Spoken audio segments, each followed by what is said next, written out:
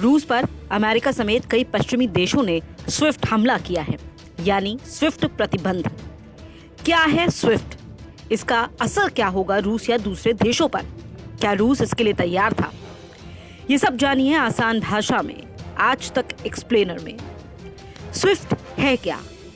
Swift यानी society for world wide interbank telecommunications.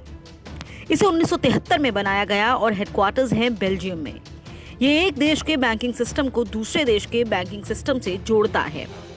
इसमें एक बात समझने वाली है कि ये पैसा देता या लेता नहीं है, सिर्फ बैंकों को इंटरकनेक्ट करता है।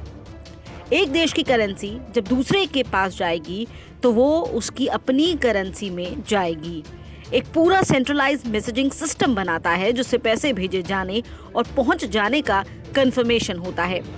ये रैपिड क्रॉस बॉर्डर पेमेंट करवाता है, सुरक्षित और सस्ते तरीके से। कितना बड़ा है ये स्विफ्ट सिस्टम? 200 देशों के 11,000 बैंक इस स्विफ्ट सिस्टम से जुड़ चुके हैं, तो इस बात का अंदाजा आप लगा सकते हैं कि ये कितना महत्वपूर्ण है। क्या होता है स्विफ्ट कोड? इसे आपके लिए डीकोड करते हैं। स्विफ्ट कोड 11 या 8 कैरेक्टर्स का कोड होता है जो अलग अलग बैंकों को दिया जाता है। इसमें पहले 4 कैरेक्टर्स होते हैं बैंक कोड, अगले 2 कैरेक्टर्स संबंधित देश का कोड यानी कंट्री कोड, उसके अगले 2 कैरेक्टर्स लोकेशन कोड यानी सिटी कोड, आखिरी 3 कैरेक्टर्स ऑप्शनल यानी ऐच्छिक होते हैं या बैंक की ब्रांच की पहचान। अब इतने बड़े नेटवर्क वाले स्विफ्ट सिस्टम से बाहर होकर रूस का नुकसान क्या है? रूस अब उन देशों से लेन देन नहीं कर पाएगा जो स्विफ्ट से जुड़े हैं।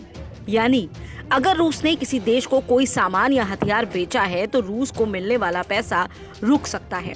वहीं स्विफ्ट के वे देश जिन्हें रूसी कंपनियों से पैसा लेना है, उनका पैसा भी रुक जाएगा। कोई इंटरनेशनल ट्रांजैक्शन नहीं हो पाएगा जहां या जिनके बीच स्विफ्ट सिस्टम है।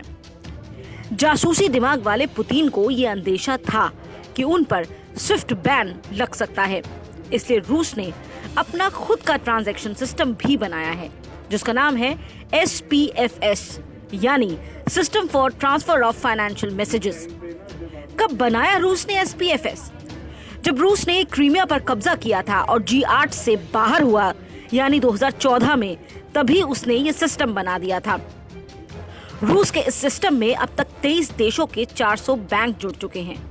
रूस का कुल लेन देन का 20% उसके अपने SPFS सिस्टम से ही होता है।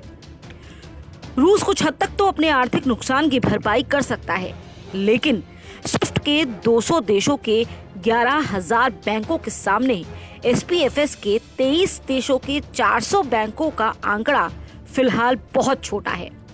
और अगर ये प्रतिबंध लंबे समय तक लगा रहा तो रूस को जबरदस्त आर्थिक झटका पहुंचना तय है।